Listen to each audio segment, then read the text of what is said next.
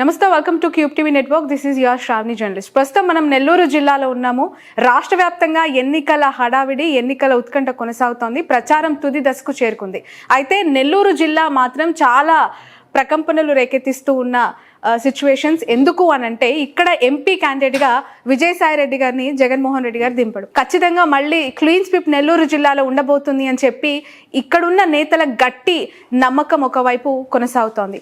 అయితే విజయసాయి రెడ్డి గారికి వెన్నుదన్నుగా ఉండి టికెట్ అనౌన్స్ అయినప్పటి నుంచి ఇప్పటి వరకు కూడా బీదా మస్తాన్ రావు గారు ప్రచారంలో నిమగ్నమయ్యారు. రాజ్యసభ సభ్యులుగా, మాజీ కావలి ఎమ్మెల్యేగా ఆయనకి జిల్లా మొత్తం అడుగడుగున అందరూ తెలిసిన పరిస్థితి. అయితే బీదా మస్తాన్ రావు గారి గురించి ప్రత్యేకంగా చెప్పక్కర్లేదు. గత కొన్ని రోజుల క్రితమే ట్విట్టర్లో కూడా విజయసాయి రెడ్డి గారు ఒక ఇంట్రెస్టింగ్ ఫోటో షేర్ చేశారు.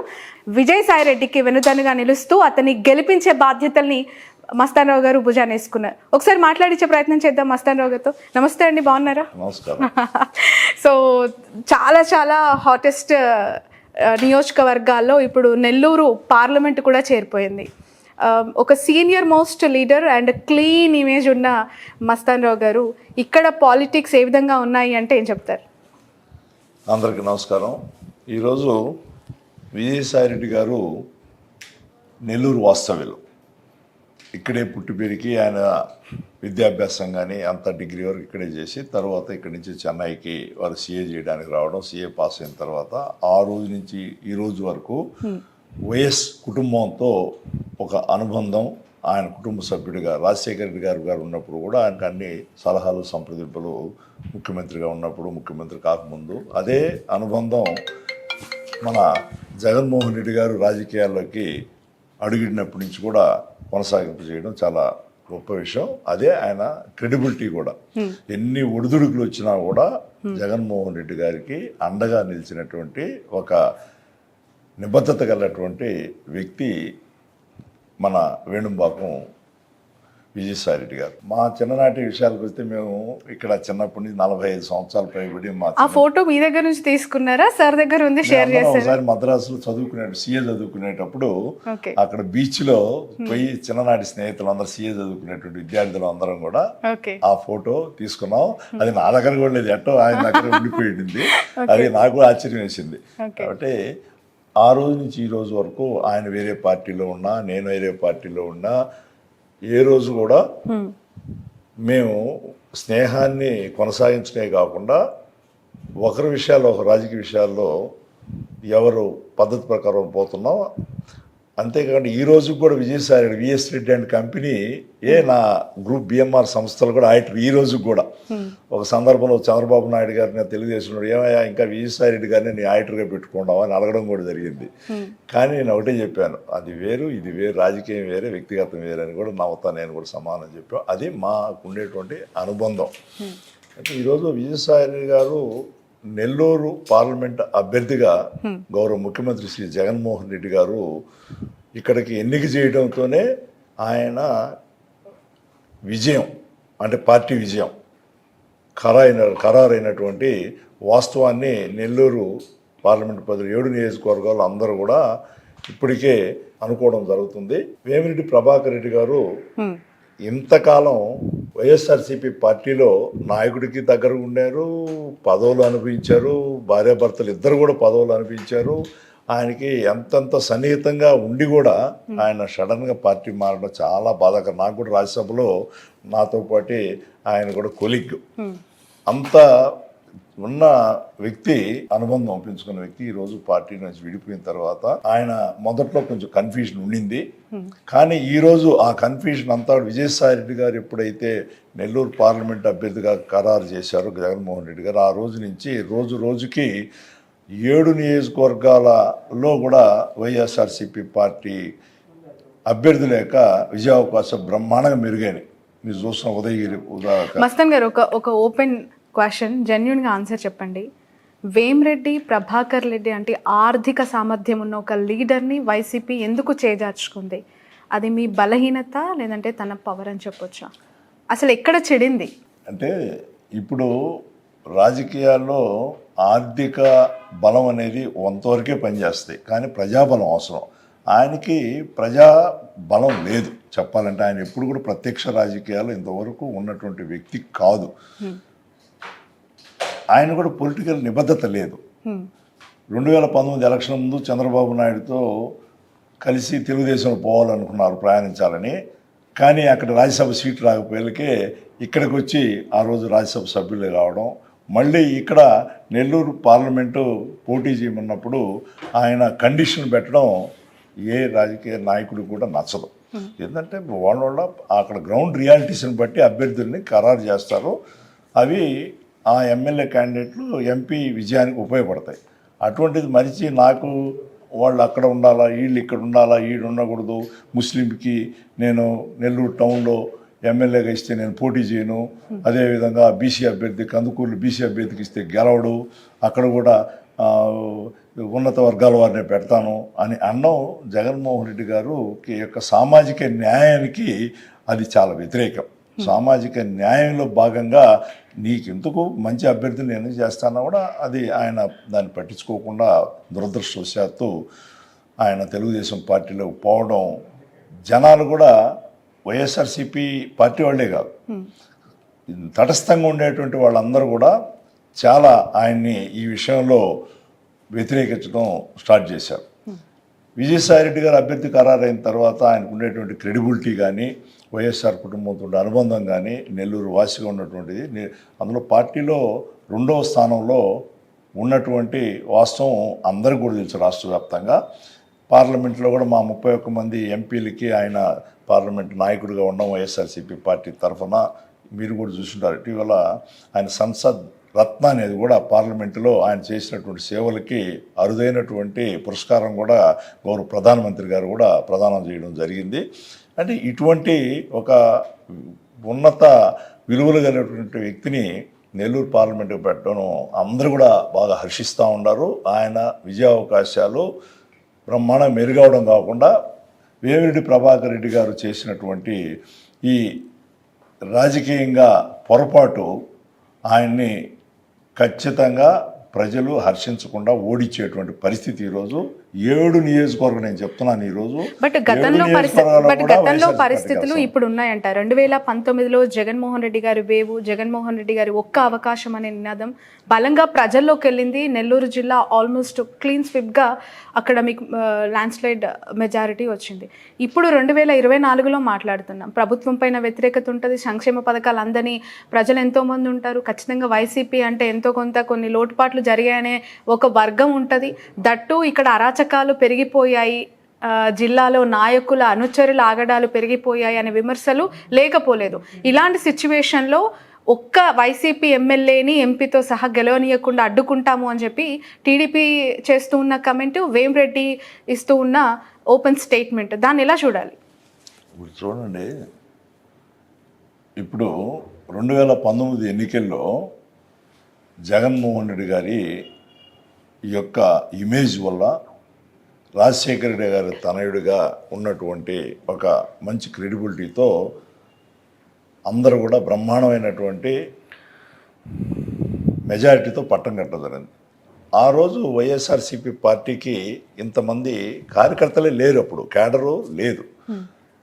క్యాడర్ లేకుండా ఉండడమే కాకుండా ఆ రోజు లేనటువంటి ఆయన సేవలు అంటే ప్రభుత్వంలో లేడు కాబట్టి అయినా కూడా అంత మెజారిటీతో గెలవడం. కానీ ఈరోజు చూస్తే మొత్తం మీద ఈ సంక్షేమ కార్యక్రమాలు కానీ, సామాజిక న్యాయం కానీ చేసినటువంటి ఈ పరిస్థితుల్లో మినిమం 45% ఈరోజు జగన్మోహన్ రెడ్డి గారు సైనికుల మాదిరిగా ఉన్నారు.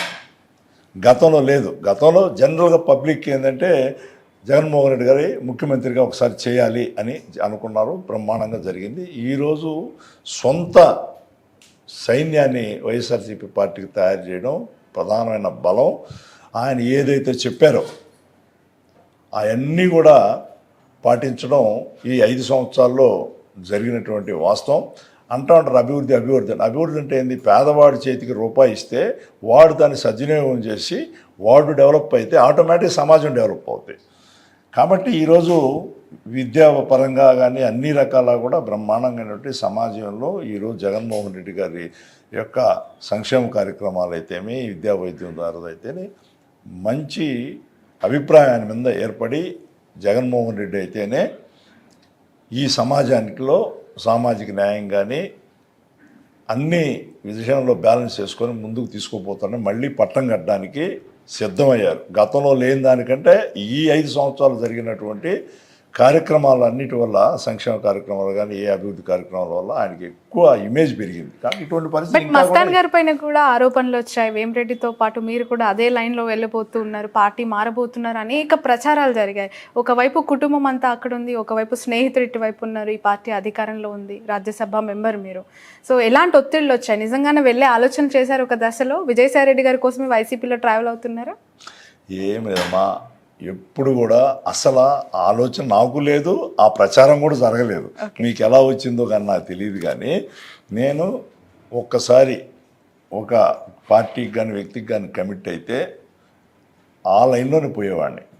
2020లో నన్ను వైసీపీ పార్టీకి విజయసాయి రెడ్డి గారు ఆహ్వానించినప్పుడు నేను బేషరతుగా ఎటువంటి షరతులు లేకుండా పార్టీలో జగన్మోహన్ రెడ్డి గారి సమక్షంలో చేరడం జరిగింది. అప్పుడే మాతో పాటే మా చిన్నాన్న కొడుకులు వాళ్ళు కూడా తెలుగుదేశం పార్టీలు ప్రధాన పాత్రలో ఉన్నారు కాబట్టి వాళ్ళని తీసుకురావడానికి ట్రై చేశాను. కానీ వాళ్ళ లైన్లో వాళ్ళు ఉన్నప్పుడు నేను వాళ్ళని తీసుకురాలేకపోయాను. నేను మాత్రం జీవితాంతం జగన్మోహన్ రెడ్డి గారితో విజయసాయి రెడ్డి గారితోనే నేను ప్రయాణం సాగిస్తాను. పదవి ఉన్నా లేకపోయినా, పదవే ఉండబలేదు, ప్రజాసేవ చేయడానికి నాకంటే బిఎంఆర్ చారిటబుల్ ట్రస్ట్ ఉంది. ఈ 35 సంవత్సరాల నుంచి నేను నా ట్రస్ట్ ద్వారా ఎంతో పేద పిల్లలు చదివించడం, విద్యా వైద్యులు అన్ని విధంగా నా వంతుగా ప్రయత్నం చేస్తున్నాను. నాకు రాజకీయమే చేస్తేనే నాకు ఈరోజు ఇది నా ఇమేజ్ పెరగద్దు, బ్రతుకు తెరువు అనేది లేదు నాకు. అంతకుముందు కూడా చంద్రబాబు నాయుడు గారు నేను ఎమ్మెల్యేగా అయితే కావల్లో గెలిచేదానికి చాలా అవకాశాలు ఉన్నాయి 2019. కానీ ఆయన ఒక పార్టీ లైన్లో ఒక బీసీ క్యాండిడేట్కి ఇక్కడ నెల్లూరు జిల్లాలో ఎంపీకి ఇవ్వాలనుకుంటున్నాను, నువ్వు నా కోసం నువ్వు పార్టీ అంటే పార్టీలో ఉన్న బాస్ ఈజ్ రైట్, ప్రాంతీయ పార్టీలు ముఖ్యంగా బాస్ ఏది చెప్తే అది చేయాలి.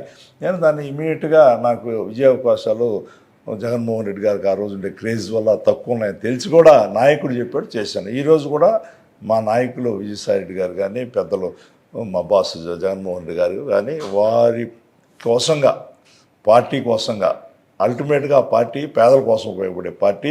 ముఖ్యంగా ఈరోజు చూస్తున్నాం పదే పదే బీసీ నినాదము, సామాజిక న్యాయము, సామాజిక కులాల వారీగా సీట్ల కేటాయింపు అని మాట్లాడే నెల్లూరు జిల్లా రాజకీయాల్లో బీసీ నాయకుల్ని ట్రాన్స్ఫర్ చేసి ఒక సామాజిక వర్గానికి చెందిన ఓసీ క్యాండిడేట్ని ఇక్కడ ఎంపీ క్యాండిడేట్గా దింపారు. ఎలా క్లెయిమ్ చేసుకుంటారు వైసీపీ నేతగా మీరు, రాజ్యసభ మెంబర్గా?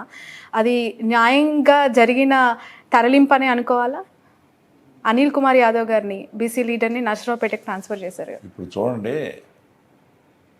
అనిల్ కుమార్ యాదవ్ గారికి నెల్లూరు జిల్లా మీ అందరికీ తెలుసు, బీసీలకి అంత ప్రాధాన్యత ఎస్సీ ఎస్టీలు కానీ ఉండదు ఈ జిల్లా పరిస్థితులను బట్టి. కానీ జగన్మోహన్ రెడ్డి గారు అనిల్ కుమార్ యాదవ్కి మొట్టమొదటి క్యాబినెట్లోనే నీటిపారుదల చాలా ఇంపార్టెంట్ అయినటువంటి దాన్ని అప్పచెప్పడమే ఒక రకమైన సామాజిక న్యాయం.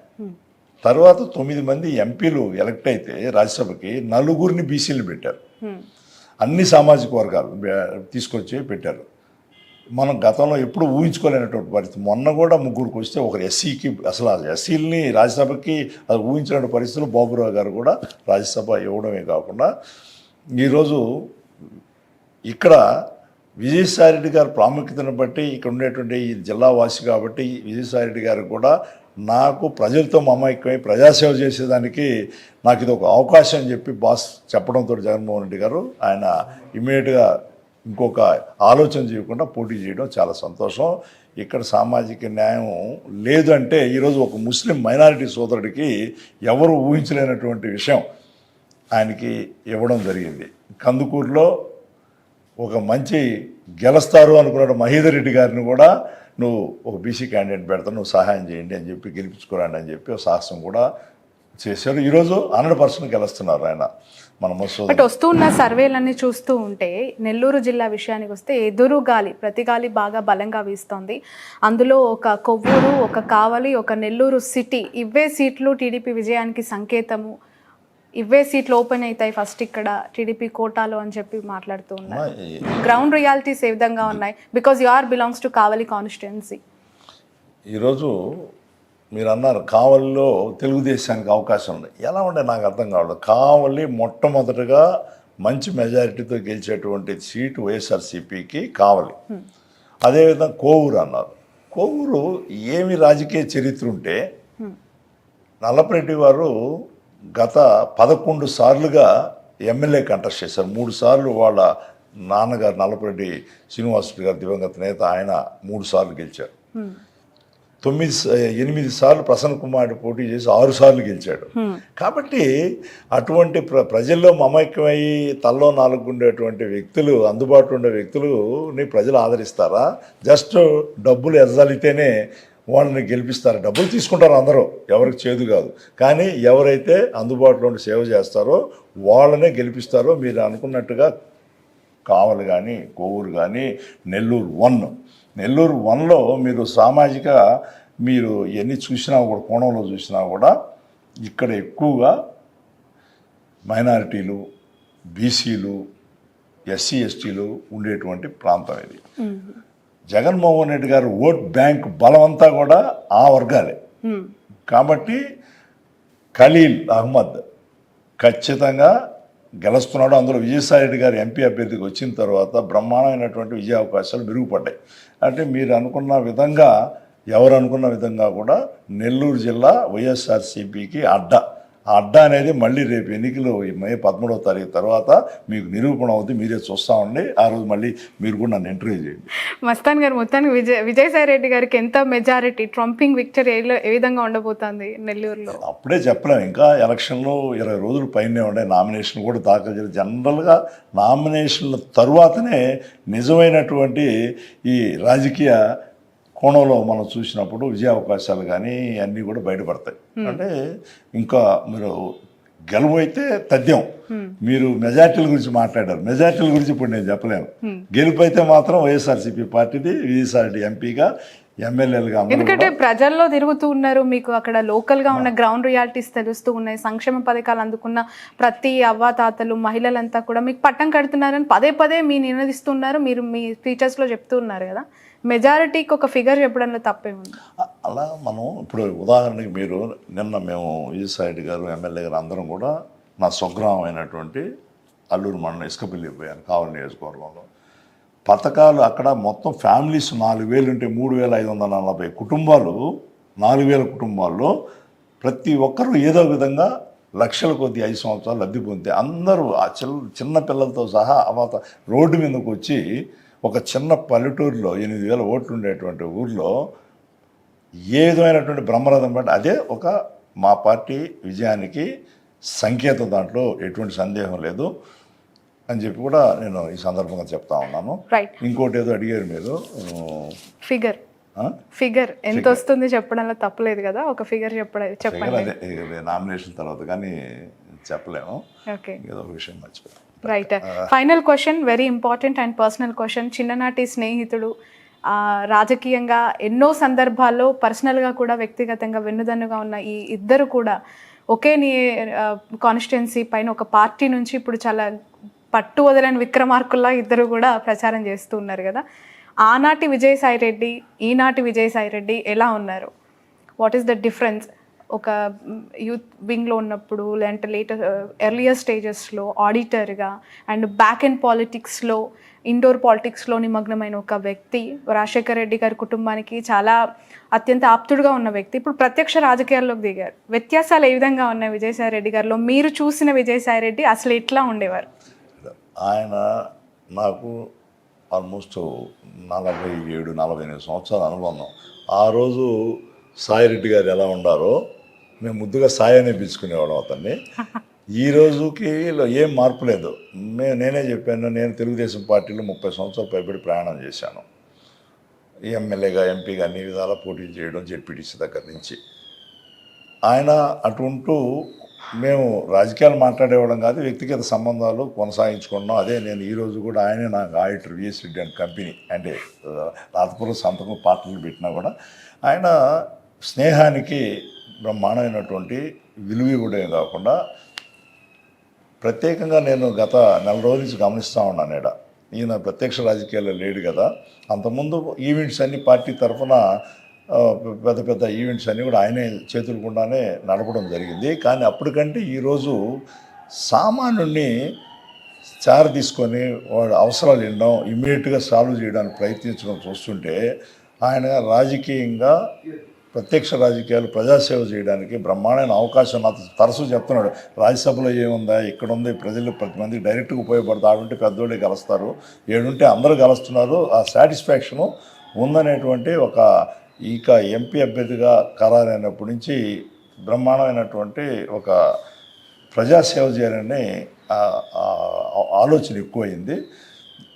ఈరోజు పార్టీలో శ్రీ జగన్మోహన్ రెడ్డి గారి తర్వాత పార్టీ వ్యవహారాలు ఢిల్లీలో చక్కబెట్టే వ్యక్తి గౌరవ ముఖ్యమంత్రి ఆదేశాల మేరకు ప్రధానమంత్రి దగ్గర డైరెక్ట్గా పోవడం కానీ అవన్నీ కూడా బాస్ ఇచ్చినటువంటి అవకాశాలు ప్రతి దాన్ని కూడా అక్కడ నేను చూస్తున్నారు కూడా పోతుంటాం కొన్ని సందర్భాల్లో.